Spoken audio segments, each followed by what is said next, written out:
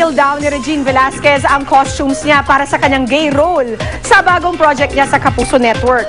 Ang wedding gown kaya niya, nasukat na ba niya? Alamin sa chika ni Lars Santiago.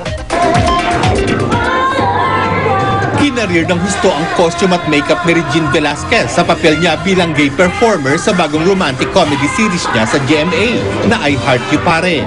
Kumpleto ang kanyang gay look mula sa kanyang kasuotan, makapal na makeup at maging ang kanyang pilik mata. Normally, pagka naka-costume ako, parang nakukuha ka na yung character. So, mas wala ako masyadong inhibition. Like I said, I'm able to wear this. Kung normal, I wouldn't wear this. Huminto muna ng taping si Regine at sa Enero na siya babalik.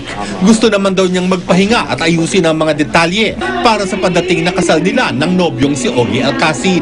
After ng taping ko, siguro medyo magko-concentrate naman ako dun sa mga mangyayari sa wedding kasi right now parang clueless ako. Hindi ko alam kung anong mangyayari bilang nag-concentrate ako sa pagtitaping. 2 linggo na ang nakakaraan mula nang dumating galing Amerika ang wedding gown ni Regine, pero hindi pa raw niya ito nakikita ng buo. Hindi ko pa siya talaga tinitignan eh. Sinisilip ko lang ng sinisilip eh. Hindi ko pa tinitignan ng buo eh. Wala, ayoko muna kasi pagka nakita ko nasusukat ko eh. Hindi rin daw ito tinitingnan ni Ogie at lalong hindi raw pwedeng isukat ni Regine ang gown at ipakita sa kanyang nobyo. Dapat hindi ako makita nung mapapangasawa ko, ng aking groom. Kaya sinisilip-silip ko lang. Hindi, he's not supposed to see it. Ewan ko, yun ang sabi nila eh.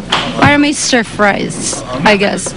Lars Santiago, updated sa Showbiz Happenings. Hindi pa